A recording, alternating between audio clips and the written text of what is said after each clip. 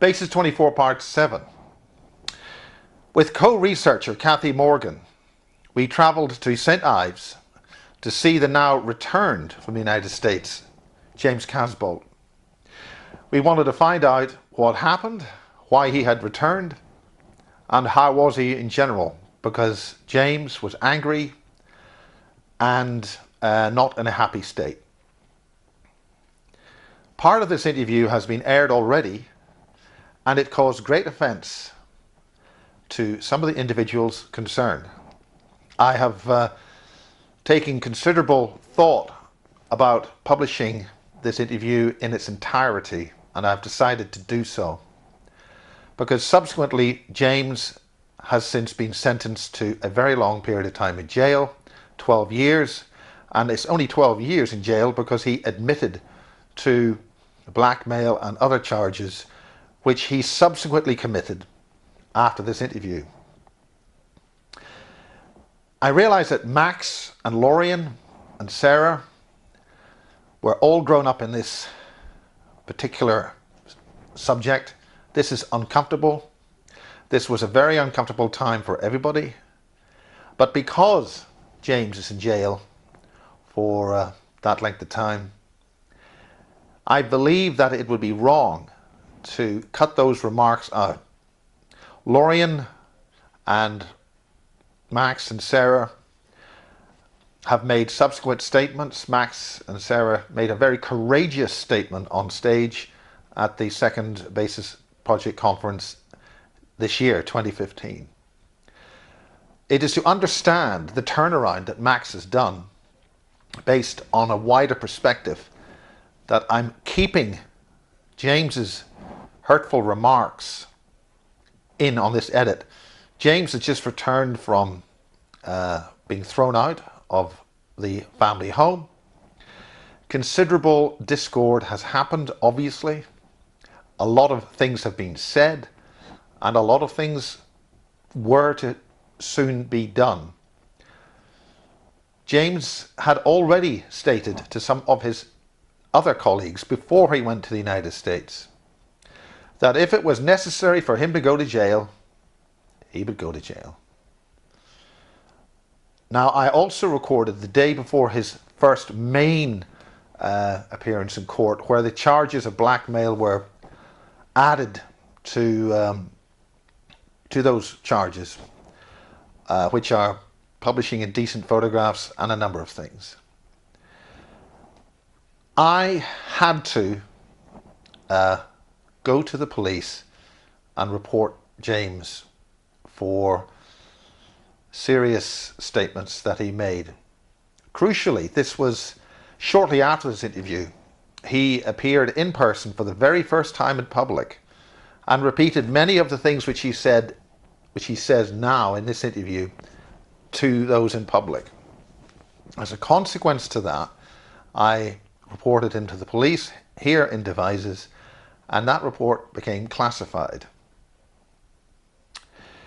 But the primary reason was once that edit of James and his statements at Bases at the Barge, I received a phone call from a person in extreme distress. And ultimately, without going into the details, when people are in such despair and distress, it's simply not acceptable.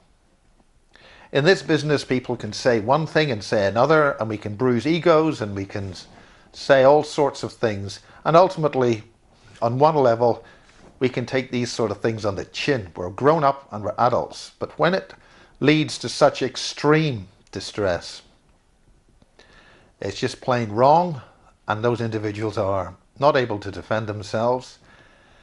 So that report had to be made.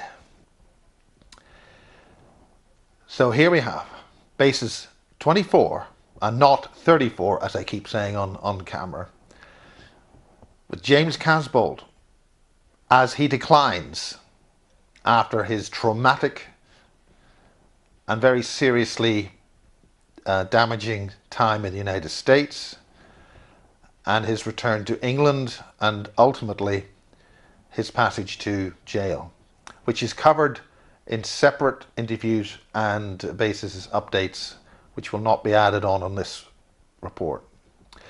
So with thanks to Kathy Morgan and James Casbolt himself, this is Basic 24, Part 7.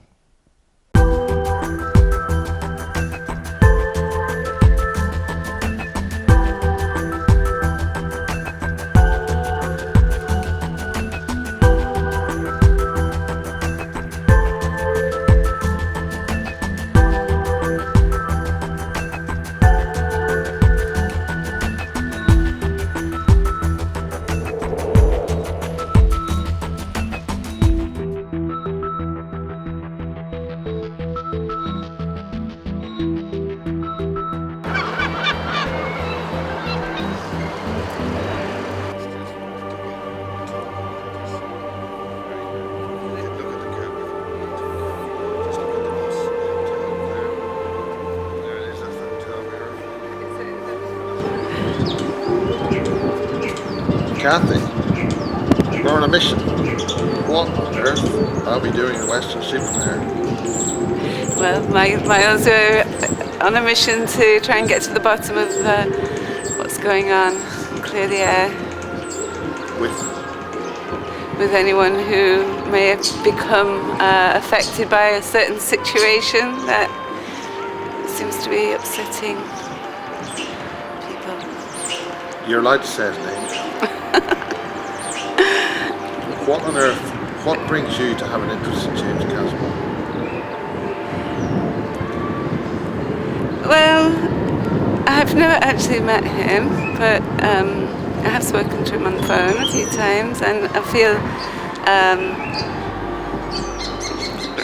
he was important because he was the first person that I saw, because I saw Barry King afterwards, but talking about the underground bases in the UK. So I've always kind of been interested in what he had to say at that time, and as it happens, we're meeting him now under rather sad circumstances. Perhaps he's not been doing as much research recently himself. So he did research a very good book called Agent Buried Alive, which I would highly recommend to anyone who's got an interest in UK underground bases and of course the super soldier programs. Well, we are here under the reconstructed pier at Western Supermare. I wonder if James or Michael will be able to reconstruct his life after what's been going on. He's certainly, yeah, I really hope so. He's certainly got some reconstructing to do by the sound of things, but more on that later. Okay. The Western Supermare.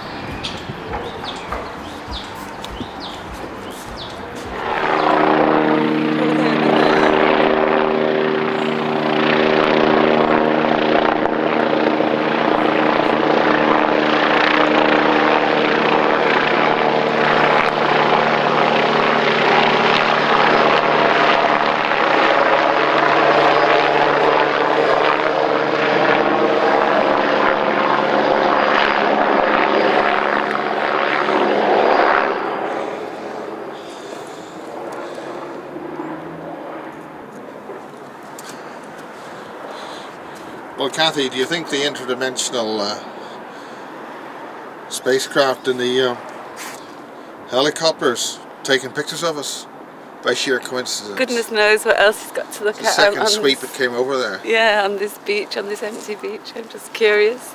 Yeah, it just seemed to bank over us. Quite coincidentally, no doubt. By, I mean, maybe if you were a conspiracy theorist or something like that, you might believe that was somehow meant for us. It happened the last time you got the camera out too, in the crop circle, you remember? They can always buy the basis videotape in high definition, We only charge about 25 million quid, then we can start a TV station and do this thing right. That's not a bad idea. This is March 2014, we're in Weston-super-Mare, and this is Basis 34. We've shot Basis 34 over about a year with some people who knew James Casbolt, aka Michael Prince, before he went to the States. Michael's been kicked out of the States. There's a hell of a mess. Originally Basis 34 was simply to cover the area where other people knew him before he went to the States. He's since come back from there, left his child behind. Big row, big mess, a right screw up. Kathy joined us in the Basis 34, and Kathy's got some interested things she'd like to talk about with James, and we'll be doing that the next day or so. So, hello Kathy, how are you? Hi Myers. Speak loudly for the mic. Hi, yeah, here we are on our way. Fresh from Manchester, very long drive last night, and we're sort of breaking the journey here in Weston-super-Mare. We've got the wonderful rebuilt pier over there. And what do you think about James Casbolt, Michael Prince? Why the involvement? Is it the Mark Richards thing or what?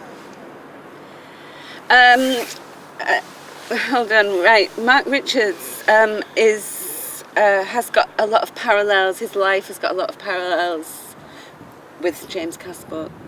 So I haven't, despite James's behaviour, as I said, he has upset a few people recently. It doesn't mean that I really have lost interest in aspects of his story, because he's brought so much information to light about the areas that I'm interested in.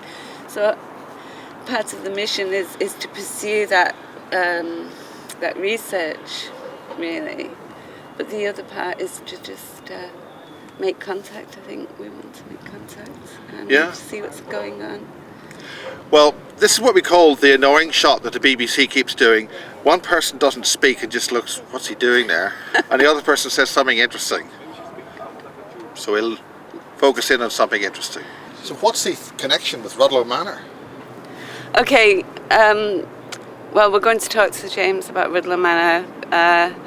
There's been some new information again from Mark Richards regarding Rudloe Manor. He describes meetings organised around that area and at Rudloe Manor that involve both alien and human participants, but also mentions one of these meetings coming under attack by some sort of time weapon, which caused some sort of ripple or anomaly in a weaponized way. Now, this is very important because talking with John Irwin, he is talking about how the human body cannot survive physical time travel, which means they must have tried it. Well, I'm interested, obviously, in the connection between Rudloe Manor and time travel, because I was moved as a child to 3 miles away from Rudloe Manor. So to hear that at that era in the early 60s, that there was so much going on. Again, Mark Richards describes in detail a conference in 1961 in Exeter, an NET human conference too. So I'm writing to Mark myself at the moment. I'm trying to get is all very some of this British stuff, because it's connecting Rudloe Manor, that's near Warminster, and it's also in crop circle country. Rudloe Manor is on the border between Wiltshire and Somerset. And we're in Somerset now.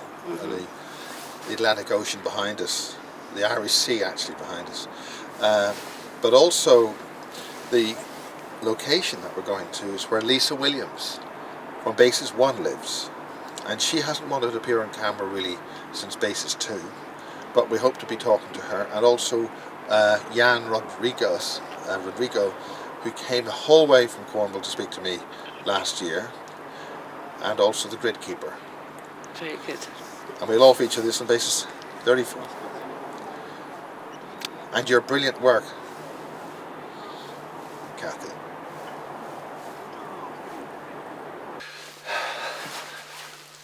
Okay, Michael. What has happened since the Super Soldier Summit last year? We were speaking at the Super Soldier Summit last year. Things seemed to be okay.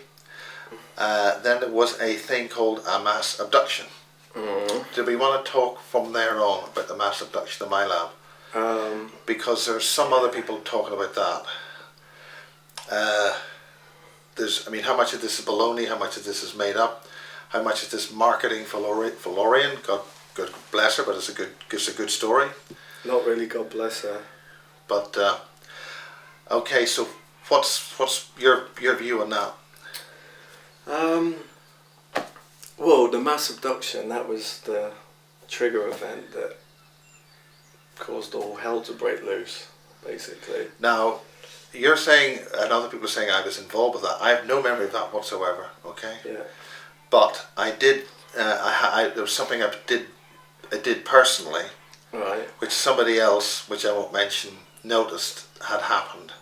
Yeah. And I was quite interested in that particular thing, but that's just between me and, and the wall, so to speak. Yeah. So what happened, and tell us all about that. Well, I mean, do we really need to go into it Well, all again? just to sort of set the scene, because it was at the conference that things started to break down. We talked about that, didn't we, on the last interview, what went on there. And it was the trigger event for the chaos that started when we returned to Haley and I and the baby went back to Texas. Yeah, well, that's why I thought it was worth mentioning it. I mean, after the summit, Max Spears and Sarah Adams came to stay with us. Yeah. And now let's just set the scene for people who have never seen this before. Max Spears is a British so-called super soldier. Yeah. And let's classify this term, the super soldier. You're not super soldiers like Tarzan and Superman. I think it's really a marketing term for a summit that's been run by Lorien. And the whole thing just, I mean, that was the trigger event for it, and then Haley and I returned to Texas. Yeah. So what happened? What happened? Max is another British super soldier. Yeah. Who has got background similar, I'll just call it vaguely similar to yourself, because I don't know Max's background. Yeah. And I don't know the differences and the intricate issues between yourself and Max. Well, but from an American point of view, right. We have a situation in the United States at a conference where you get two British individuals who have got connections with this sort of series of programs. And from a British point of view, it's a very interesting thing that there's more than one James or more than one Michael, so to speak, that this is a wider story. Yeah. All right. Well, when Max came out from day one, he was copying my testimony, or we need to say that, practically word for word, stuff that I'd written. He was going on radio shows and basically reeling it off, what I'd said. And the bottom line is, the guy wants to be me. It's like he was trying to pull Haley from day one. And him and Sarah came down to stay with us in Texas after the summit. And Sarah is trying to get in Haley's head, as she does, because she's good at getting in people's heads. And subtly convincing Haley to kind of pull away from me. And then Haley's mum comes down, Deb, and says, by the way, Michael, the Haley's trustee, the banker, says that you two have got to separate. So we're being told by a banker who controls our trusts, more Haley's trust, but I was living off the trust too in America. That was the wages being paid by the CIA for the hits that I was doing in America. It was being paid through trust funds. And so we get told by a banker we're getting split up. Well, bankers seem to run the world at the moment. They're very nice people. Yeah, but it's almost comical, getting told by a banker you split up with your wife. So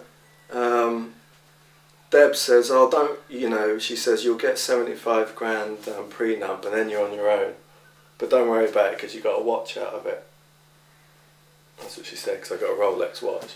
Right. So you're going to lose your son, you're going to lose your wife, but don't worry about it, you got a watch out of it. This is the way these people think, you know. They don't really do emotions. Right. It's cold. It's like, it's all about money, you know. So I get put in the hotel and then all hell breaks loose. I get put in the Marriott hotel. Yeah. You saw the car, the NSA delivered the car to Yeah. me. You've seen the car with the 007 We're now number talking plate. about the shooting, and has the shooting happened by then or what? No, I'm in the hotel for a couple of days. The NSA delivered the car outside, you know, with the NSA stickers in the window, Fort Me, 007 SBC number plate. Give me the keys, and then say, oh yeah, you're the guy you're getting paired with for the mission's coming down. Max turns up. So we go to Fort Sam, which is very close by. I was staying near the airport there. Go to Fort Sam, and we met some generals there. Picked up documents, and the documents showed. So what we were talking about when the reception kept going down in San Francisco, it showed a UFO landing or spacecraft landing in Banff National Park back in the 80s, around 84. And I was getting off the ship on the pictures as a kid with adults. Now, you've mentioned in the past, or by definition, your persona, or as mentioned in the past, it was different versions of you, clones and things. Does that involve that, or not? No, this was me, it wasn't a clone. Okay. Yeah, this was me. And Zebigniew, I struggled to pronounce his name, Zebigniew Berezinski. He was there meeting us. Ronald Reagan was there too, in the pictures. And he was president back then, around 84. And there was another picture. It showed Berezinski with a group of about 10 boys in Banff National Park, and I was there sitting down with the boys there. Right. And so it was. The point was, you keep asking for evidence. Everybody keeps asking for evidence. We were trying to get some, you know, and get it to you.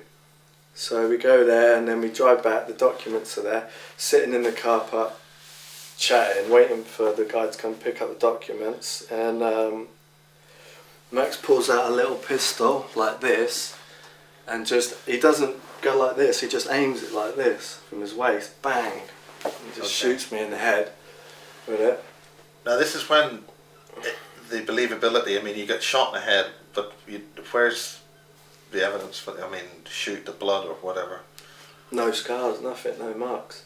All that, the bullet ricochet, bust through the window. Everyone's seen the pictures of the bus window. And then... That's in bases 23. Yeah, and it's all like I posted it a million times on my Facebook account too. And an ambulance turned up. Somebody else had my phone then was filming the ambulance. But I sent you the video footage of the ambulance turning up. Okay. So, you know, the whole thing's a joke. It's like, he just took the documents and like stole them, which is his like forte, stealing things, you know. And I just sat there in the car for about an hour, just like knocked out, but I was slightly conscious, you know. And then the ambulance came. Next memory, driving through New Mexico desert on the Greyhound bus. And you sent pictures of that, referencing the Dulce base and how it was camouflaged? Yeah, I sent you the picture near Dulce. That's when I woke up on the bus. We're driving through New Mexico desert, and I took a picture near Dulce out the window. They got delivered onto the bus by 2 Homeland Security people. They actually stopped the bus. And they said, they want to check, like, no Mexicans are coming in illegally into the country. Yeah. Well, these people were just delivering this guy into the bus. Put me on, gave me my phone back. Because the phone had the evidence on it. And then I sort of come round, I'm on the bus. Okay. You know? And I would have it's like, people get shot all the time in this game, and people are under mind control and all that, and I would have let it slide that he shot me, because he could have been, you know, under orders of death, he could have been under mind control. I would have let it slide. But Max waits till I'm out the way and just made the situation worse. He's calling Haley when I was out of the way. She's gone up to San Francisco with a baby by this time. And he's calling her and telling her he wants to have sex with her over the phone. And so he shot me, and now he's trying to like move in on my family. So I got up there, and I said, Hayley and I settled down for a couple of weeks, but she had plastic surgery when I got up there, which they wanted her to have plastic surgery, because now they've just buried her. Now, now it's been suggested that maybe you beat her up. Yeah. I mean, is that why she needed plastic surgery? No, that's not true at all. I never beat her up. Okay. Never beat her up. And there's all this. So we got to say these things. That's fine. That's fine. This can be an open conversation. I said, there's people saying I beat her up when she was pregnant. There's so many lies being told. I never beat her up. I grabbed her a couple of times. Yeah. I did in heated arguments. Okay. I grabbed her. I never beat her up. Never left a mark on her. So yeah, it's a joke, really. Yeah. So and she didn't have plastic. Can you get me my tea, Kathy?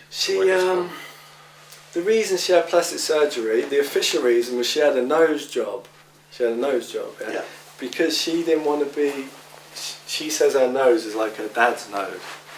Well, daughters' noses are usually related to one of the parents. And they kind of got the big Jewish nose. So because of the issues with her dad, she didn't want to look like him, be reminded of him when she looks in the mirror, so she got a nose job, But then she turned up with all bandages on her face and black eyes, and it's like people were saying she'd been beaten up,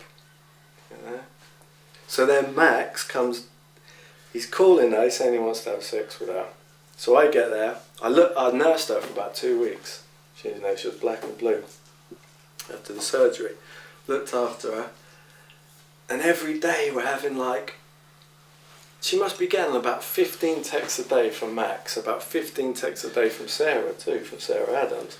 They're both it's like they both want to bed her or something. And Sarah's sending her text like, "Oh, I'm bisexual. When I come up, let's have a bubble bath party." So they're both trying to seduce her. The whole situation is a joke. And then we got settled after a while, and I said, "Look, Max and Sarah, they're in Texas. They're following us to where we live in Texas, in San Antonio. I didn't even want them to come round. I never even liked them. And now they want to follow us to San Francisco, and they want to move in the apartment with us. It's a little apartment. We got a baby." So Hayley goes, "I don't want them here.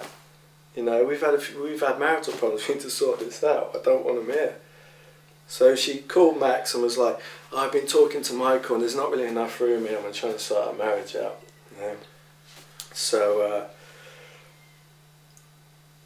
they're basically saying they can't come and live with us. But then the texts are still coming. There's getting 15 texts a day off each of them. And they're triggering her too. They're putting triggers in her. Right. And really getting inside her head. And I just lost it one night, and I was just swearing and shouting these people just won't leave us alone. They're stalking us. And Hay and I had a big argument about it. And I said something about Sarah getting in Hayley's head, psychically projecting or something, and trying to control her remotely. And I looked in Hayley's eyes because I could see it was really strange. I could see Sarah influencing her. In what way would you see that? Her personality was changing. She was getting drawn in by them, and she was trying to get him to move in. I knew it was dangerous. I goes, "Look, the guy's just shot me." I was in massive. I'm not all powerful. I was in a lot of pain for about 2 months after that with headaches, and I was rolling around the bed, groaning in pain. Did this cause you any brain injuries or any percussion? No, it hasn't caused me any brain injuries, but I had to get painkillers, and I was rolling around the bed, groaning in pain. I couldn't keep still for a good 2 weeks afterwards, and the pain lasted for about 2 months. And Hayley had to massage my head at night so I could sleep. And did you have hearing issues? With the my ears ring all the time now. Yeah, it does my head in. My ears ring all the time since then. The different pictures. I don't know, it doesn't seem to be going away either anytime soon. So the point is, I could see Sarah influencing Hayley, so I looked into her eyes and I said, I'm going to effing kill you. Like this. Leave her alone. I wasn't saying I'm going to kill Hayley. I was saying to Sarah remotely, I'm going to kill you. And I said, leave her alone. And then Hayley flipped out and took it as like, I said I was going to kill Hayley. But I said, leave her alone. So then next morning, she's like, oh, you got to leave the apartment. And I'm like, I've just spent a month in a hotel in Texas. Now I'm here, I don't know anybody in this country. You and your family said if I gave up my life in England, came to America, I'd be looked after. I don't know anybody in America. I've got no family here or my family. Where am I supposed to go? What am I supposed to do? Yeah. And she's like, I don't care. She goes, you got to go to a hotel. And I was like, I'm not going. So then she called the police. And then, like, you know, armed police turned up, 2 guys and some plainclothes guy. We're like, oh, your name's not on the lease, so you can't stay here. If she wants you to go, you got to go. You know, so... Is that some kind of law or in the States? Or?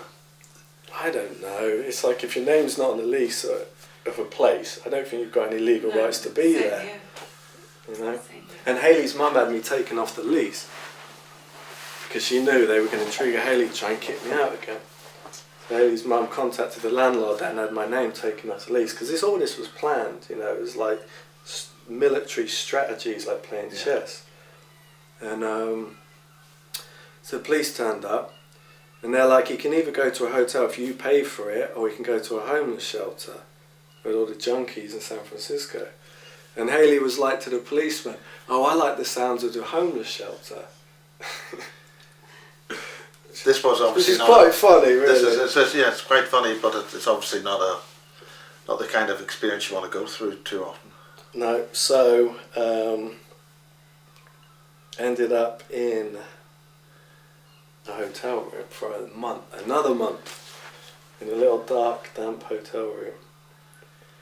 And okay, the moment I'm out the way, Max contacts Hayley, and is like, "Oh, Michael's gone. Okay, so, you know, basically just what we wanted.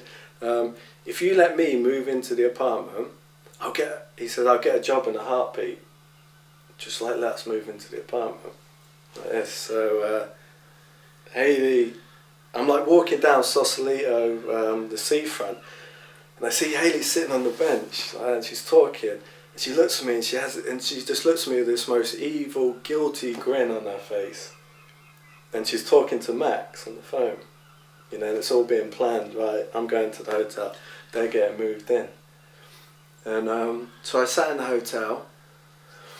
They came up, and it was cool for a couple of days. We were all going to sort things out and let bygones be bygones. You know, he lied to me. I spoke to him on the phone, and I was like, Max, you calling my wife and telling her you want to have sex with her. I said, that can never happen again. Told him that on the phone. He's like, oh no, Michael, I didn't do it. I would never do that. And I was like, look, Hayley's not going to lie about that. You did it, but that can never happen again. And but now that's out of the way, you know, let's move forward. But later on, he admitted that he did say it. Right. You know, he like publicly admitted it. And so things were good for about 2 days. Then all of a sudden, he's like posting pictures of him with his feet up in my front room and him holding my baby, you know, and he's like shaking the baby like that on a video, you know, and it's all like really funny.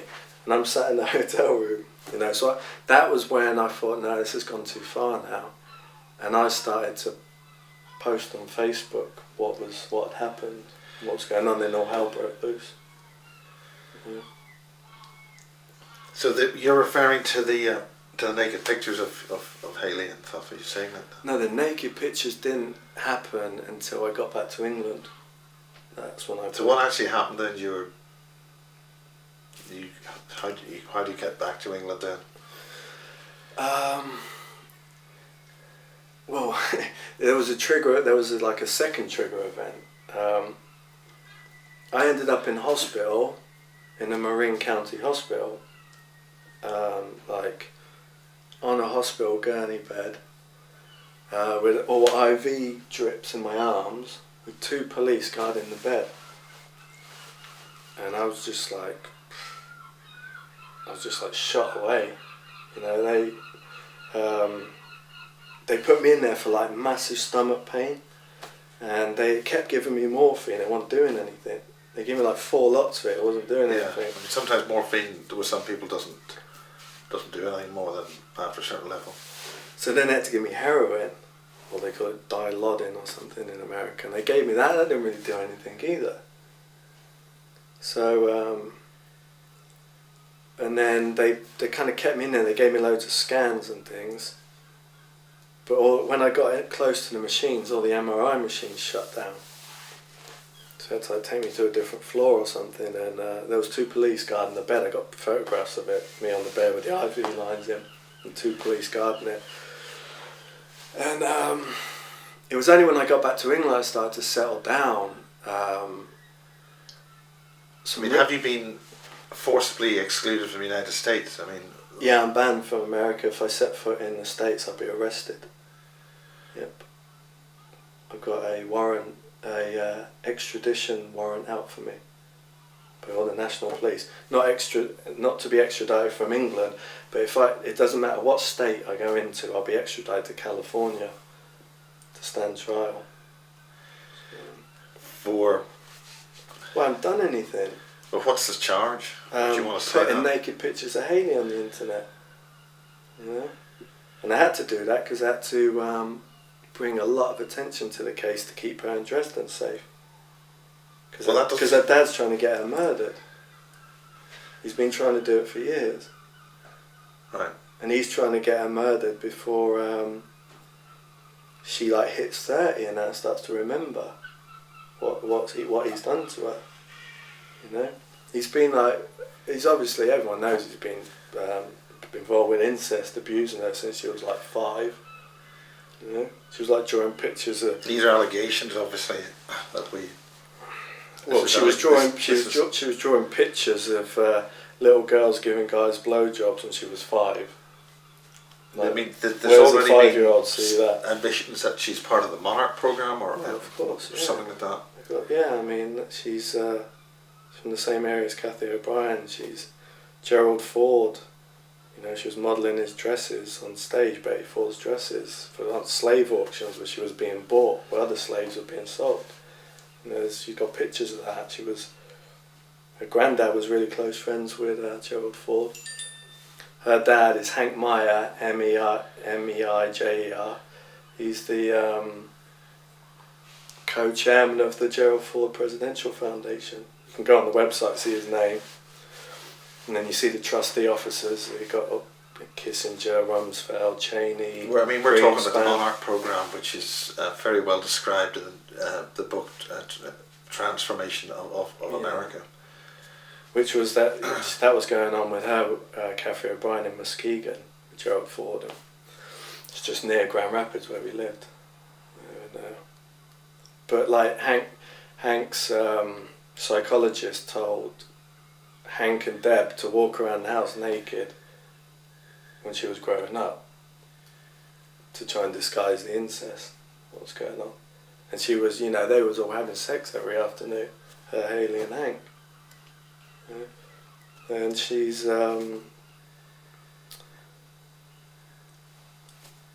what actually, how did you meet? I mean, how did this situation start here in St Ives? You know, how did you? I mean, you've described the unification of 2 bloodlines. Yeah. One of the witnesses from the MASH project, a guy called Jeff Scott, has described a very similar thing at the MASH conference a year ago in 2013, where he provided offspring to a very prominent Jewish family, and then was forbidden to see him again. I mean, I see a parallel with your situation. What does that mean? What's the whole process involving that? Why are they creating a new bloodline? It's the exact same situation with Jeff. what happened. It was. I mean, I don't know if you've spoken with Jeff or mentioned it. No, I haven't. I mean, he's a complete come from a completely different source. He came from the Boothog. I mean, I don't know. Birmingham UFO group. It's like what are Hayley's family like? What are Hank and Fred, her granddad? You know, are they trying to breed our genetics into them to hide themselves more effectively? What is being hidden?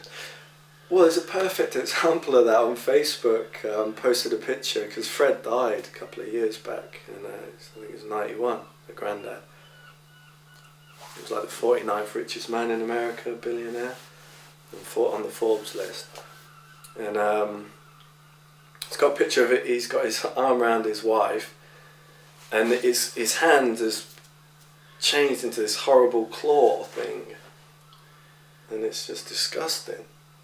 But they're not actually reptilian. It's some other kind of being. Is when their natural state. Is that right? I don't know what they are. And he had a blood vat van that would follow him around everywhere he went when he was getting older, because he was hooked on blood like a junkie, like Al Gore. You know. He's saying Al Gore's hooked on blood. Apparently, yeah. Apparently, Al Gore has a fridge that he carries on the planes now, and it's all different blood types. And they're saying, oh, it's just in case he gets shot, but it's all different blood types. So why has he got all different? Because he's drinking it, because he's hooked on blood. It's really addictive blood. And all these rituals at Bohemian Grove and everything, they've been getting hooked on blood for years. You know, if you don't have it, you're going to like heroin-like withdrawals, because there's like a psychological identification with drinking blood. In what way do you mean the psychological identification? Well, especially if the blood's full of hormones. And that's if you terrify somebody. Yeah, that's the purpose of terrifying the individuals. Exactly. It's going to be full of opiates, endorphins, adrenaline. You take that, you're going to get high as a kite. You know, if you drink that. So you know, it comes to the point where Fred needs that much blood. He has to have a blood vat man following him around. The first time we met Fred and Lena Meyer, Hayley's grandparents, he was. We met him at the Fred Meyer Gardens. It's almost like the Eden Project. But it's like the Eden Project is a major project here in Cornwall. It's like that, yeah. Fred Meyer. Sort of domes and things like that. So the Fred Meyer Gardens in Grand Rapids was like the Eden Project with his name. So we met him there in the cafe first time for lunch, and there was a blood vat van just parked outside. Yeah. Okay. Well, in a nutshell, you're not actually banned from the United States. You just, if you go there, you'll be arrested. Arrested and put in prison, so I'm kind of effectively banned. Yeah, but there's a difference between not being able to land and being arrested and kept there. So, yeah. I mean, one of the purposes of this, of coming down to Cornwall and seeing you, is that you've produced an awful lot of crap on the internet. What's been the purpose of that? Have you just been a case of being angry? You really want to get at people because you're pissed off, you're really mad as hell. Mm. What's ultimately your intention with that, or has it been something you've just been so annoyed with? No, I mean, it's not random acts of madness. I stay calm and think clearly. I plan everything I do. It's just, there was the... this has really got lists of people, and I haven't seen these lists. I have not been reading any of this stuff. I just didn't want to take part.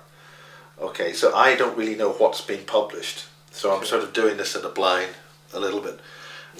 But what do you feel is going to be the reaction to that, and how do you feel that's going to, the response is going to be? Okay, everyone on that list is involved in collecting children for ritual murder. That's the bottom line. Everyone on that list. Now, which particular list are we talking about? The mentioning any list I've published about at least 5 times on my Facebook account. Prominent people in ufology. That list took 2 years to put together by people in the intelligence community. A few people died trying to get that information, trying to put that information. Now, some of the people together. I may know, and I'm not going to talk about them, but I have to say that there are people who've responded to me directly, saying that certain intentions of individuals in certain groups were to target children. And I don't want to say what they are, and I'll leave that. I'll not go any further than that. But when you say that you're given lists by the intelligence community, things, I mean, what's to say it's just a random hate list or whatever you want to call it that you just come out of? I mean, with these guys respond and they want to take action, how do you answer them? How do you say? How would they? If they said you were talking rubbish, how would you say you're not talking rubbish? Because the people on the list, there's multiple examples of them stalking people, infiltrating people's lives, and people almost dying, losing their families, like what happened to me, and all sorts of things happening. You know, so there's people on the list were involved in rituals of Bohemian Grove. That's why I ended up in hospital. Don't end up in hospital with an IV drip in your arm with so much morphine in you it doesn't even work. The other thing is that there's some people in the British, I think the American army, are pretty pissed off with you, in that they're saying that you've betrayed the army, you've betrayed secrets, you were never really in the army, and they're pretty hacked off. What do you say to those guys? Not as pissed off. In other words, if they came into the door and they got to beat the crap out of you because you son of a bitch, whatever, how would you respond to that from a verbal, intellectual point of view? Not as pissed off as I am with the NSA and the American government. You know, I did a lot for them, and look how I was repaid. I think that's been a soldier's lot for quite a long time. Exactly, yeah, exactly. The king and country and all that. And yep. the veterans would say that. It was worth it to go to America and be involved in the unification wars in New York. What are the unification wars? The Rothschild unification wars. Getting smuggled into Rothschild events by a man called Peter Leiden.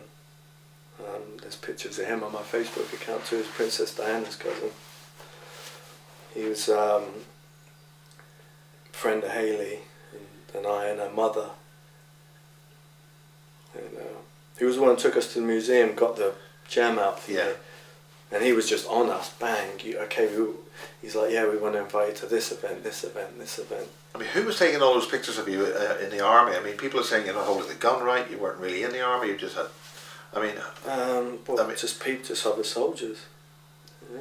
I mean, they seem to be staged. No, I've got my yearbook down there. What's a yearbook exactly? A yearbook, when you get film, it's to document your time in the army. Right. I've got the official yearbook down there. I'll show you that later. So, the unification wars. Now, what are the unification wars?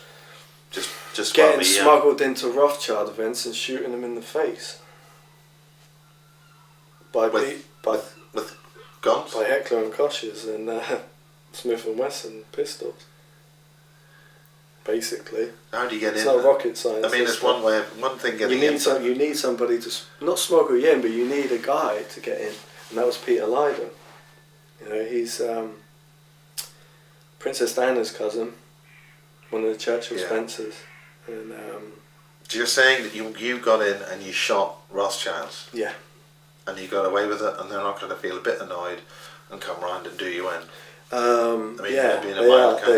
want to, but whether they do or not, it's a different story. So. I mean, even if you didn't actually do that, surely saying that would maybe a couple of heavies come into the door, do a few things, whatever you think. But I mean, I'm quite hard to kill, Miles. I think we've established this by now. Is that the interdimensional time traveling bullet from Max? Well, we've got. So, you're always talking about. I try to add a bit of comedy to this, but this is pretty serious. That's fine.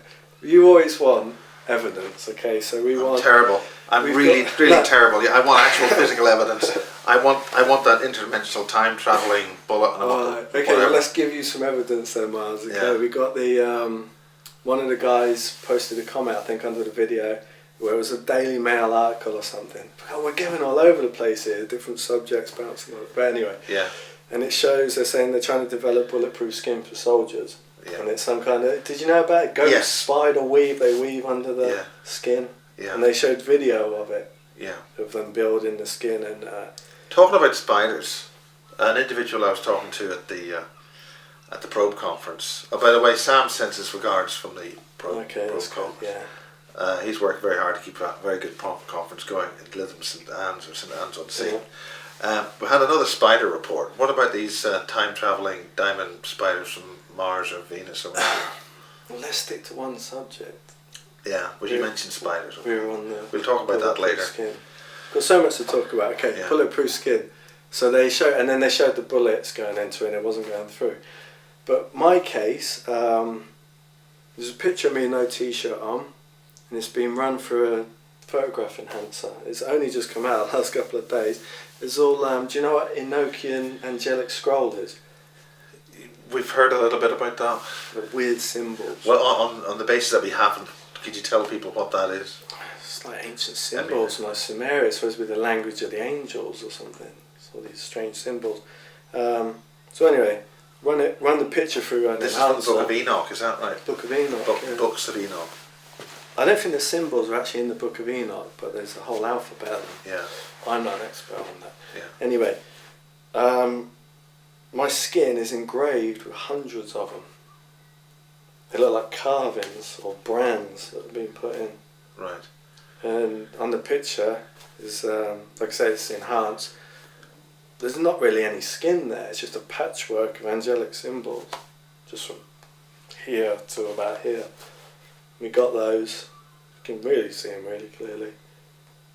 So I think that's something to do with not interdimensional bullets. Well, I'm talking real it's a bit like the the lone gunman or the Kennedy bullet. The bullet that finally killed Kennedy. It's the joke is an interdimensional time traveling bullet, Right. which in the only way it's going to work for the official story to work with the Kennedy assassination is to have some kind of interdimensional time traveling bullet, which was the one that didn't shoot you because it was busy shooting Kennedy or something. No, this wasn't interdimensional. This was like pulled out of his pants and shot me. So you and Max aren't friends at the moment. You're not. No, we're not friends. Right. Just really to finish off this little section because I think we're running out of one camera. Just very briefly. A lot of people have been hurt by the stuff you put up. What's the intention? And finally, what's your bottom line on that? The naked pictures had to go out because there had to be a lot of attention brought to the case, and nothing sells like sex. Okay. And Hayley's old man was planning to have her murdered at Bohemian Grove, and if we would have just freaked out and just like sort of withered away and just kept quiet. Okay, well we've run out of the chip has run out on one. I suppose the tape. So we'll just take a quick pause on that and a break. Do maybe a cup of tea and maybe we want to just figure out what we want to actually finalise on that thing. Okay, yeah.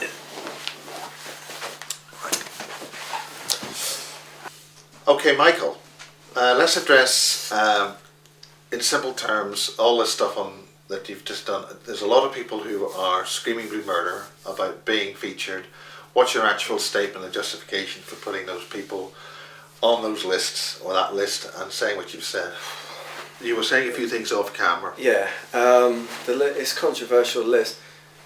Bottom line is everybody on the list is involved in on the drone list. I have to make that clear because the list is split into 3 parts. Everybody on the drone list is involved in collecting children for ritual murder. Now that is a heck of a thing to say. Those individuals would be shocked, horrified. A, if they're actually involved, because obviously they're not going to want to be outed. And secondly, they're not involved and they're absolutely appalled at being accused of such horrendous crimes. How can you justify that? Like I say, that list took 2 years to compile. People died in the intelligence community to get that list. Anybody do the research, really look into the lives of those people and you'll come up with some interesting data. Like really dig. Okay, that's the drone section. There's 2 other sections. Again, I have not seen this list, and I don't know the people that's been spoken about. And then the other section is... And we must actually make absolutely clear that this is allegations made by yourself. You're saying you've got backup for this. So I mean, if they want to come after you, and I'm saying reporting this as a public interest story, okay? But I mean, what are they going to do? Are we such big cowards now that we can't tell the truth because we're scared of getting sued? What are they going to do? Okay, well, what's the there's 2 other sections of the list. Okay, the other because we want to get Kathy in. You've got the drone section. People have been What do you droned. mean by drone? Drone. People need to look into Donald Marshall's material there. Droning is when some of the little reptiles in the bases, they have this proboscis that comes out like an insect, and they stick it into your eye and they inject themselves into your body. So it's like body snatching, and then they die. Inject them. Right. Everything that the reptile is into you. And they've been droned. And that's why they're involved in ritual murder of children. Okay. And the thing is, there's actually been a cure developed to bring the reptile and the human back into symbiosis, back into balance. They're developing a cure, they're spraying blood cells in the chemtrails. This is a whole new thing. They're saying blood cells in the chemtrails, so that those who have already been droned will become human again. Is that? Well, they'll bring them back towards being more human, and then normal people who haven't been droned will become more reptilian. So it's bringing the 2 into balance, which will need to happen for people to survive. They're spraying 3 lots of chemtrails. They're spraying wolf's blood in one of them, reptile blood in the second, and human blood in the third. How does this work when you put stuff into engine and it spews out? How does that all work? I don't know, I'm not a scientist. Okay, right, All I know is they're spraying that blood in the air. Right, okay, this is another thing. So the second category in the list is what? The second category is non-people on the list who have been involved in my downfall. And it's not just my downfall, this is something that's going to affect the whole world. It's going to affect everybody. So it's the people who are non-drone that have been involved, and then there's the people who have been assassinated. They have the... Michael Hemmingson was assassinated in the Tijuana hotel. Yeah, something that Steve Bassett did mention to me, that there now are people in this thing, in this type of thing, being assassinated, murdered. Yeah, people have been murdered. Environmentalists over this already. Allegedly being taken by G4 security, allegedly, at the airports and things, never being seen again. But that's not part of your list. Would you not put your own name on that list based on your own actions being part of your downfall? I mean, well, I don't murder children. But your so-called downfall, do you think this is your downfall? Or? No, it's not my downfall at all. This is all planned perfectly. Nothing ever happens in my life that I'm not in control of. This is all planned. I couldn't have stayed in America being paid off by the CIA with trust funds for doing hits, and having Haley's family breathing down my neck. I could have never spoke about this stuff. I had to come here because you always talk and you always want me to get. Yeah, I'm going to push the envelope here. We need evidence. We need to get this out there, because I mean, if this subject is so horrendous that if the conclusion that I'm coming up with more and more after 20 years of the Basis Project videos, since Barry King was first interviewed by the Irish Era camera at that time, way back in '93. I was doing a thing called the Irish Era Pirate Radio because of the change in consciousness in Ireland, which they wanted to shut down in the 60s, 70s, 80s and whatever. That's a different thing, but it's part of the same basic mix. Is that we need some data, and with any luck Barry will be able to get to the conference in Marlborough. Anybody who's appeared on the Yamash or the cameras that I've used is welcome. For 50% off, you might even get a free t-shirt if you give us your size. That's the plug for the conference in August 8th, 9th and 10th, 2014 in Marlborough College. Okay, so finally in my section here, what is going to be the next step? What do you think is going to be the result of all these things that you've been publishing? What do you think is going to happen? Oh, I mean, this is becoming like biblical prophecy playing out and things. It's getting so big. I mean, I'm reaching, heading up towards like 100 million followers worldwide. It's just getting huge. But is this because it's a bit of a funny soap opera, or it's good fiction and wow, or because you're actually having an effect? Until we get some hard... Well, Hayley's being convinced that I'm nothing but a good science fiction writer. And she'll see in the future I am who I say I am. She can't bury her head in the sand. Things are Okay, this section's really between you and her. I have talked to Hayley. I have not talked to her. I've communicated with her on Skype that I don't want to contribute to any harm that would happen between yourselves by contributing in any way that's going to either cause you harm because you say something which you maybe regret later, or I'm not going to contribute to any mudslanging between the two. I want to try and make this as positive as possible, even though this is a really dark subject. Yeah. If you've got anything you've got to want to say, I mean, obviously you've been saying enough. What finally do you want to say about this situation? You know, a year ago we had a conference. I was there. I spoke there. Being invited back this year. This is obviously going to happen after the edit. But what your ultimate final word on this, as far as like I said, it's getting huge now. This is biblical prophecy playing out. You know, I'm actually in the Bible. Daniel 12:2.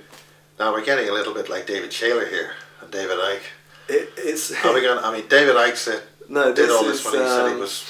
I'm not saying I'm Jesus or anything like that. No, I mean, are we raving Nutter time here? No, I'm not saying I'm Michael. Jesus or anything. But this situation is talked about in Daniel 12:2. It says Michael, the great. I always get cautious when people start quoting the Bible. Coming from Belfast, I know. You know. The point is, it says Michael, the great prince, at this time will arise, and it talks about the others who will be brought to disgrace. The people on the list. Why are you This was associating known yourself- about yeah. by 2,000 years ago. This is prophesied to happen. All this is huge. Now this will affect the whole world. Are you saying you're in the Bible because it was written at that time, or is it just a similar event? No, this is talking about this time. At this What time, is this time? What this is is the time. the end times? What? Yeah, it talks about the end times. It says, at this time, Michael, the great prince, will arise. And it talks about the others that are brought to disgrace, a war between them. It's talking about the super soldier, civil war in it. And people, Donald Marshall has prophesied, Nostradamus. I never really talk about anybody else in the movement, but Donald Marshall needs to be talked about because I'm hearing a lot of rumours and there's a lot of substance to him in the intelligence community, directly people from MI6, CIA. They're saying at some point in the future, Donald Marshall will become something akin to the emperor of mankind. This is becoming huge, this whole thing. I mean, so you got Donald Marshall and yourself going to be big guys in the future of mankind. When we were in the orphanage in Canada, it was run by the Nazis, it was run by the Jesuits too, because the Nazis were under order from the Catholic Church. They were always one. It was run by the Jesuits, and the symbol of the facility was a golden lion asleep with the words Ad Majorem Dei Gloriam, which is the Jesuit motto, to the greater glory of God. Now, we sat there it was one afternoon, and one of the boys was getting his blood drawn by a nurse there. Yeah. The nurse said, he asked the nurse why his blood is being drawn. The nurse said to him, because your blood is very special, and you are very special. And I was sat next to him. And the nurse said, we're creating the most powerful man in the world here. And that guy that baby, that child, is Donald Marshall? He was there. Who was that child? They want to bring in the most powerful. Who is they? The Jesuits, the Catholic Church, the Vatican. The most powerful man in the world is the Black Pope, the head of the Jesuits.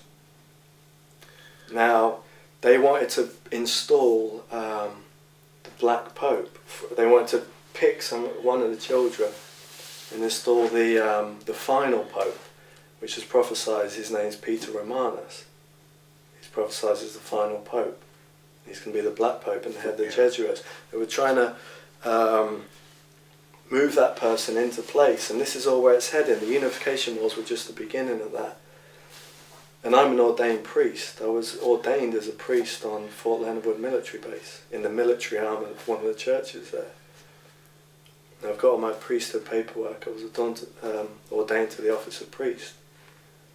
And Michael Hemmingson called me Peter Romanus on the last interview that he did before he died. And what people don't know, Michael Hemmingson, former White Hat, was an Opus Dei operative. So what now?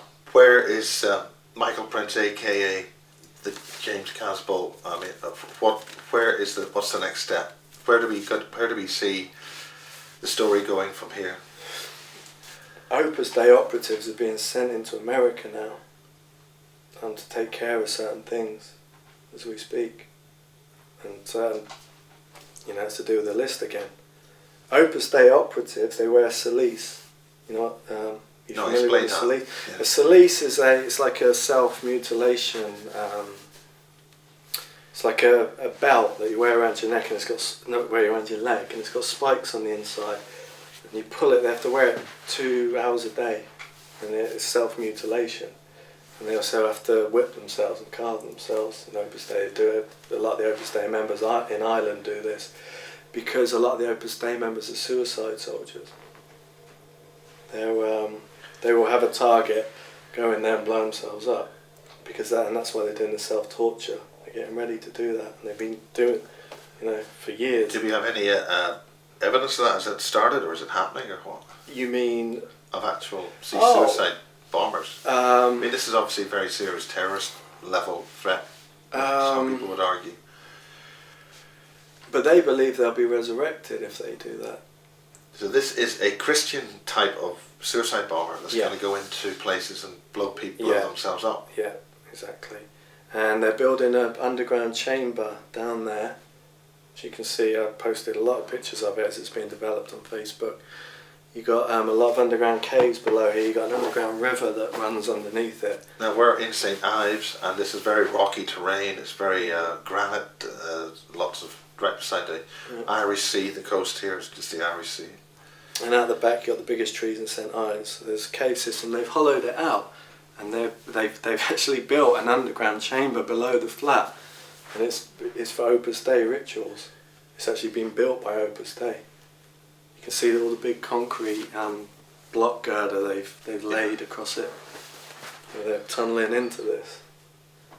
Well, right, that's out of time for the basis for my section of this, and we'll take a quick break, and we'll bring Kathy in, and she's got some questions from another individual who's made contact. Okay. We'll take it from there. Yeah. Okay. It's your show, Kathy. Right.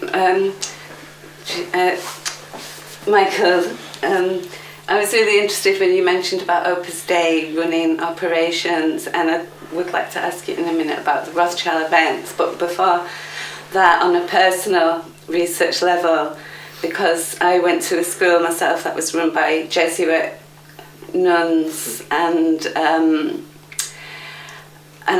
when you said that Opus Dei were running operations, I just thought about where I was moved to was just 3 miles from Rudloe Manor for 7 years, where there's a big underground facility there, and I wondered if you knew anything about Opus Dei involvement, maybe historically in the early 60s, anything that went on around Rudloe Manor and possibly involving the Jesuits.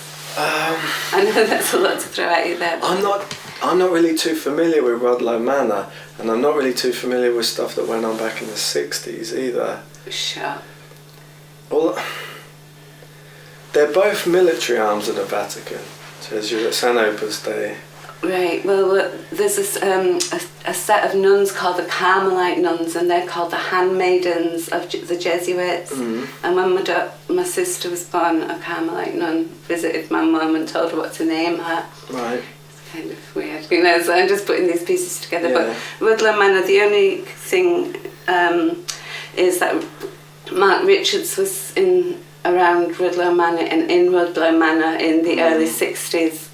And he maintains that there was a time anomaly type of event which was caused by an attack during a conference, an alien human conference, right, in 61 in Exeter. So Rudloe Manor comes into his accounts, and there are parallels between some of your. I think if what he's saying is to be understood, he was also a pilot of an advanced spacecraft, as called the Minerva, and yours is the Cassiopeia. Calliopeia. Everybody calls it struggles with that. I know, the Calliopeia.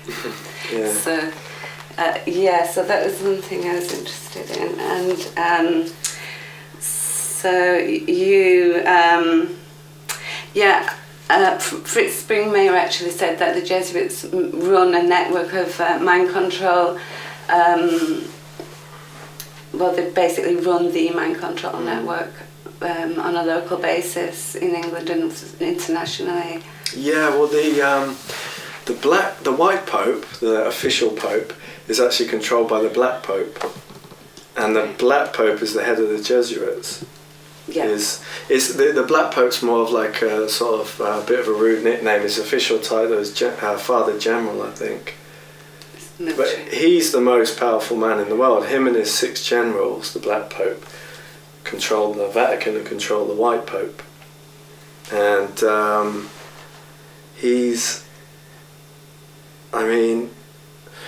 there were some Jesuits that were posting comment. They were kind of following me on forums and posting comments, I think on one of the bases, and one of the guys said, this one man is the Father General of the Society of Jesus, talking about me.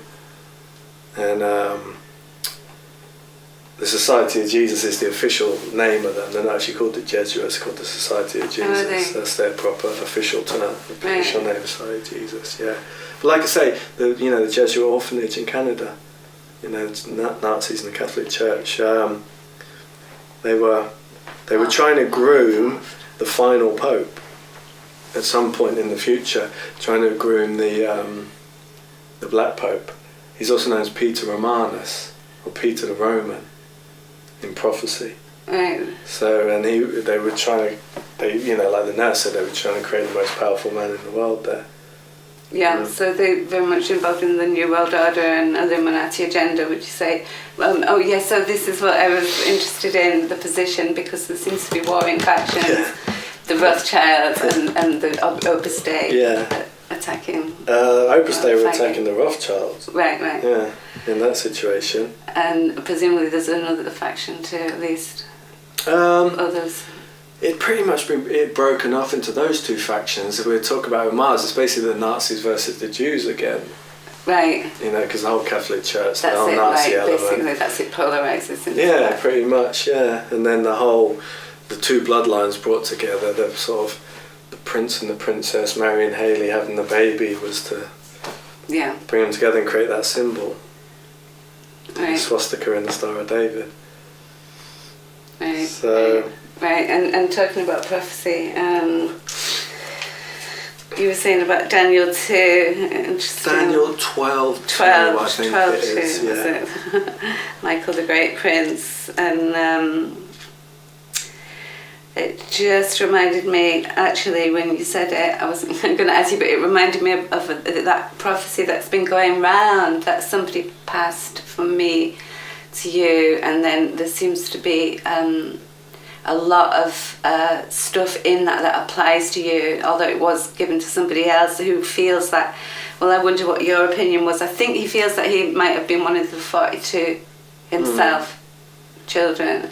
A lot of people are coming forward saying they're one of the 42. But you've seen the prophecy that he's had, and that almost could apply to all the 42. Yeah, that's very accurate. Would you say? Yeah. What that reading? Because I think that will be made public anyway soon, and will be. And in fact, the person we're talking about is going to be the subject of a basis interview. Yeah, that was very accurate. And Daniel 12:2, like it says. I'm just going to move this. Does that relate to what's in that list? What was in that reading? It's exactly, because it says, at this time, Michael the great prince will arise. What they're talking about now. Yeah. And it's the same as the symbol, the Jesuit symbol was the sleeping lion in the orphanage in Canada. At some point, that lion's going to wake up. Are you talking about the orphanages that Kevin Annette has been exposing as having? Are you talking which orphanage? Oh, I grew up in an orphanage in Nelson, right. in British Columbia, in Canada. Oh, I see. Yeah. So there's the Jesuits. first 4 years of my life, it was run by the Jesuits and the Nazis. Ah, right, yeah. And the symbol's a sleeping lion with the Jesuit motto. It seems that the Nazis just infiltrated every power situation at the end of the war and kind of started running a lot of the world. Yeah, well, what's interesting there is that the Nazis didn't infiltrate it per se. Hitler was under orders from the Vatican and under orders from the Pope to reclaim the lands of the separated brethren, the white Aryan nation. And his job, under orders from the Pope, was to unite all the white brotherhood from America, England and Germany into one. Yeah. So he was under orders from the Pope and the Vatican to do that. So they've always been one organisation, really. Yeah, he certainly didn't accept that England was going to be fighting him, even when they declared war. He really didn't. Because he didn't want to attack them. Yeah. Because they were, the Aryan nation. Interesting. Yeah. So are you saying that the fact that World War II was won, not Britain, the so-called West, the so-called American NATO and alliance, or not NATO, the Allies, you're saying that the Allies didn't win World War II, that Hitler or the Nazis did win it and they took control of the associated countries like the United States and the UK? Do you know what? I think it was fought to a standstill when the war was carried on from that in the unification wars even. That just happened in New York. That was the Nazis versus the Jews again, Nazis versus the Zionists. Well, the Catholic Church versus the Zionists. What particular thing in New York you're referring to? The shooting on the night of the Blenheim Palace fundraiser. I've just done a video about this. I sort of interviewed, I just spoke myself on the camera. Yeah. To my house. Okay, so we'd gone in, Hayley, Deb and I, Peter Lydon got us in again, Princess Diana's cousin, and it was in Sotheby's. You saw the picture of me and the Duke, everyone's seen that. There was a riot outside when we got there. There was a riot happening, there was all police in that riot gear. It was the Occupy Wall Street people. It's going crazy outside there. So I walked past and this guy in a runs penguin up. suit, right? Yeah, I walked past and this guy runs up to me and goes, "Hey mother, are you going in there to count some money?" And then this woman runs up to Hayley and goes, "You and your jacket," to Hayley. But we ignored them, just carried on walking in, and then gone in. And there'd be they were auctioning on things like watches and stuff. And we had a dinner. We were sat to the left. Evelyn Rothschild's entourage was sat in the middle. It was Evelyn Rothschild, and there was about 9 of them sat there. And I'd gone in the toilet, and there was a toilet attendant. You get toilet attendants these places give you aftershave and stuff like that. And it was planned before all this, what was going to happen. So I'd gone in there, he was Opus Dei, toilet attendant. Right. Yeah, we were talking, and he gave me the green light. gone in there and there was a hollow compartment in the wall. Was you just triggered at some point and then you knew what to do? Yeah, I got reminded but you of stuff. didn't know when you arrived at that place? Well, I'm always under a certain degree of hypnosis, or permanently, Right. you know. So it's just, people tell you stuff and then you just, oh right, you remember, oh of course, yeah, we had that meeting last week, didn't we, and we're going to do this. It's pretty simple really, it's not rocket science. And it's pretty easy to hypnotise somebody. So there's a hollow compartment in the wall, pulled out as Heckler & Koch mini machine gun, submachine gun in there, and lifted up the system, Smith & Wesson, taped underneath it. Like that, just cut the pistol, put it in my pants, cut the Heckler & Koch, walked out, and he gave me the Opus A signal speaking in Latin. Everything's always in Latin with them. And just walked out, just with the submachine gun in my hand, and I got about 10 feet away from them, just opened fire on the table. And, was this reported in the news? No, nothing reported whatsoever. So you're saying you killed how many people? Shot about 9, there was about 9, shot about 9 of them. Just emptied the clip, sprayed them. The people to the right, I was shooting them in the back, like that, around chest level. And then you always, once you empty the clip, you always just drop the gun in these situations. You always just drop the gun on the floor. And then pulled out the Smith & Wesson and just emptied it in. I was shooting people in the face then with the pistol. They were the ones facing me. And then the whole place just erupted in a riot, people running around screaming. It was just chaos. And I dropped the pistol. And then you're always told to walk off calmly after you do the shooting. And we just got out of there. And there was a car waiting for us. But the riot outside was to cover up the noise of the chaos inside. What was going on? So Now, there have been British soldiers and there have been American soldiers. You absolutely think this is, you know, they really, they're pretty. They think this is not true, and they think that you're bringing the relevant agencies and armies into disrepute. You know, oh, you didn't do this, whatever. If you're talking to a bunch of guys who disagree with you violently about this, what would you say to those people? Well, I'd say, you know, why would all this massive effort, all these people to bring me down, try and destroy me? It's a big network, it's a lot of effort.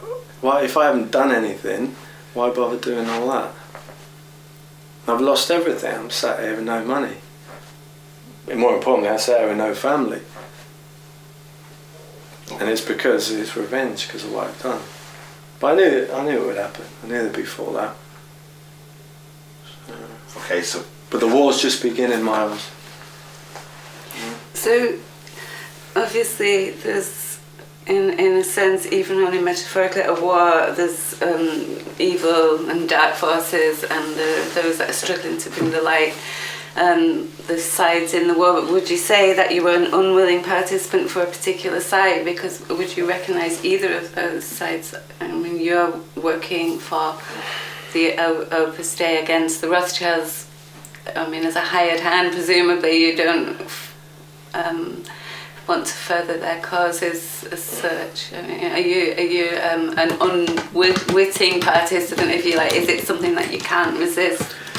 I support the Catholic Church because I was raised by them, and I support bringing forward the final Pope that's been prophesied.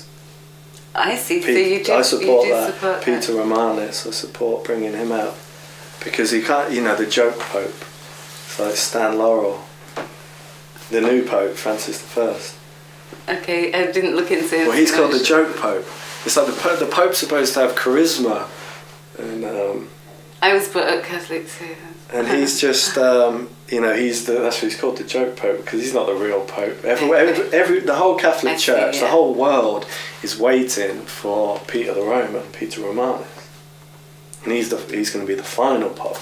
He's going to be the man. Right. That's going to change everything, and that's who they were grooming in our orphanage. That man? That man, they said, we're going to create the most powerful man in the world. And it's only a small group of boys. Yeah. And so somebody did refer to you. And Michael Emerson worked for Opus Dei, and he referred to me on the radio show before he died as Peter Romanis. I see. And was talking. It all takes a bit of looking into. Yeah, interesting. And I'm an ordained priest. I was ordained as a priest in Fort Leonard. Presumably not a Jesuit priest. I was put into a military arm of the church. On the base. Church? It's actually the Church of Jesus Christ of Latter-day Saints. Right. The Mormons. Yeah. Is that the Jehovah's Witnesses? No, it's the Mormons. Right. Yeah.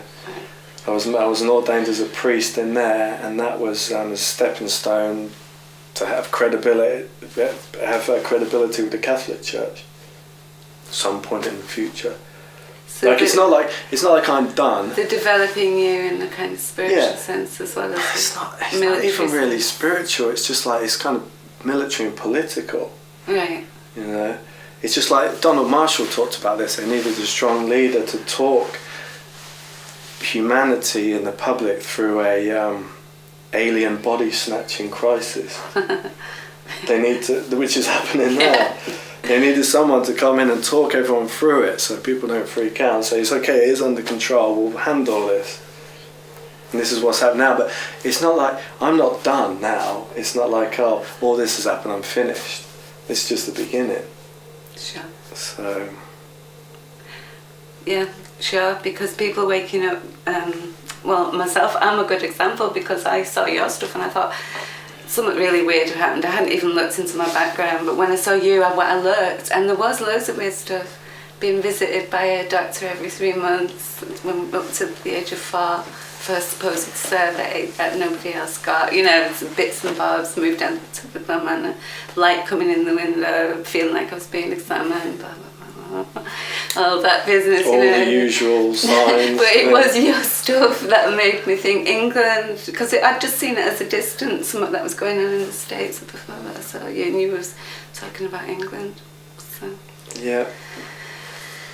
Yeah, so it's just, Donald Marshall talks about it, yeah. It's going to be somebody who's going to come on. I think you research too, you articulate in a lot of your own research that you can put it all, you're putting the picture together, whereas that's hard to do for a lot of years when you start looking into what's going on.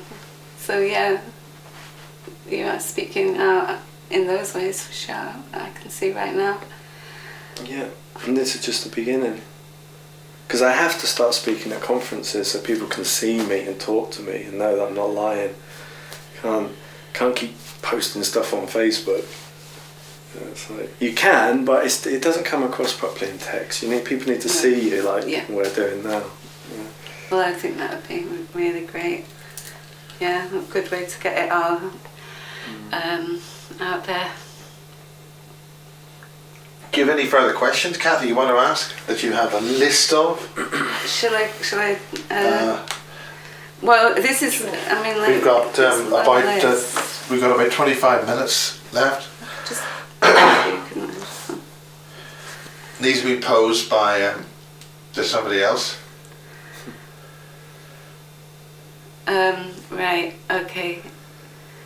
Yeah, somebody else is researching Mark Richards, and he sees a lot of parallels with your story. From Mark Richards' life, from what he says about his life, and he's published reams and reams and reams of reports and biographical stuff. This friend, Dr. Julian Salt, he's been researching this for a couple of years now, and has sent some questions. He sees parallels because he feels that he was also brought up for a specific task in black projects and super advanced technology and other parallels. So shall I start at number 1? That would be the easy way. Okay, so E.T. treaties, real or not? Real, without a doubt. So have you got any knowledge of E.T. treaties that you might have come across from your experiences as opposed to? What's in the public domain? What is it? The Tau Treaty is an That's it, important one. Tau 9. Yeah, the Tau line. I think there's been more than one Tau, but the symbol is like a line that goes down with a line at the bottom. That's one of these carvings I've got on my body. Oh, that's really Is interesting. what is that And maybe we symbol. could get hold of that picture. Yeah, it's on my iPad. Those pictures. It's Brilliant. we're not sure whether they're carvings. Some of them look like they'd be done with a scalpel or brands. Some of them look like brands. But again, it's the It'd be nice to Opus. find out what It's those the symbols Opus were. Dei connection because you Uh-huh. could get mutilated in the silices and things like that. Oh yeah, with the old cat o' nine Yeah. tails. Oh dear. Right, so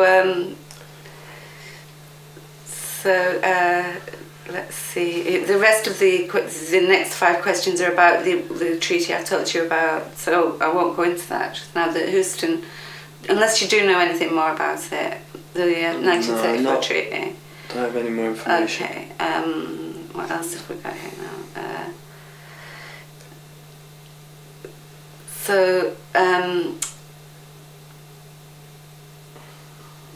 Okay, he wonders why what the ultimate agenda is, what you, in your opinion, of the alien treaty is.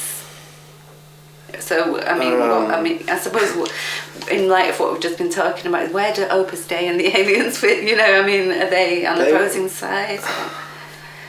I mean, space travel's horrible. It's nothing that anybody wants to do, and there's pretty much nothing but death out there, and like predatory races, like insects and nasties. It's not like great, and it's not like enlightenment in the stars. And the treaties, from my experience, have mostly been cons to them to infiltrate, and they just want to. The reptilians are run by a group of queens, females, and they just want to set up all these factories underground for like human meat processing factories. And it's any way in if they pretend to be friendly, and I suppose that's more of a general question for you. One particularly for you is about your ship. What happened to it? Calliope. Yeah, I got blown up after I left America. Self-destructed from the inside. And came down over Syria. Right. Is there any footage of that? Do you know? There was some footage around Syria of craft that look very similar to that, yeah. Okay, and that is just run me through what it stands for again. Calliope, Catalyst Accelerator, Long-Range Orbital Platform, Intelligence Apparatus. Because the last bit's got an AI system on board, so it's a female That'd be artificial an interesting intelligence thing to go into as well soon. Have you heard of Solar Warden? Yeah, but I'm not too familiar with it. He's wondering if that might be a success to the Orion space fleet, and if you know what happened to the actual Orion space fleets. Well, the Orion Queens are the ones that run the reptilians. The Queens from Orion. Oh yeah? It's like a female-run system, a bit like the Jewish system. Everything's passed through the female and mother. Right. So, right. yeah, it's based in Orion, the Queens, yeah. Does Obama and Hillary Clinton know about all this? Yeah, Yeah. of course, yeah. Are there ET bases on the moon and on Mars?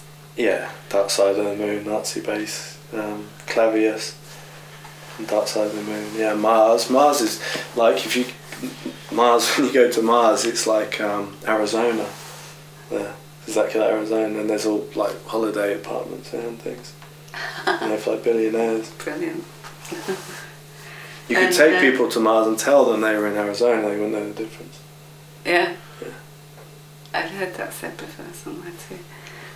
Basically,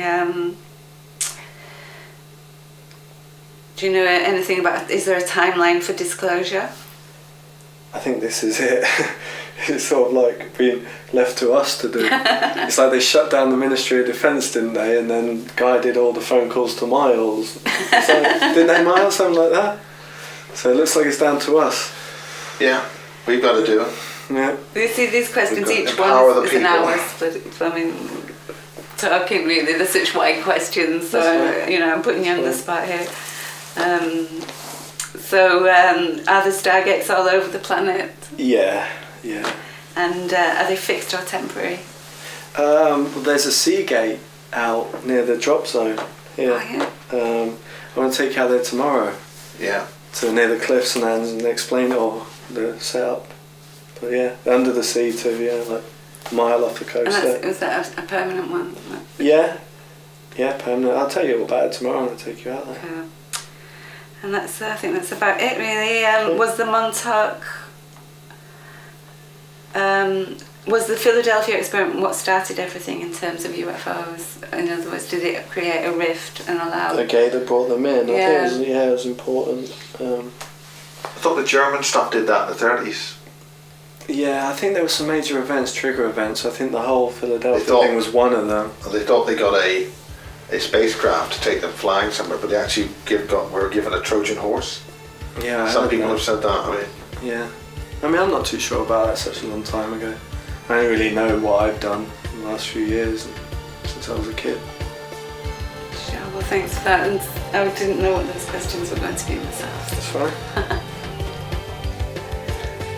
okay, well, thank you very much. That's a wrap for tonight. Thank you.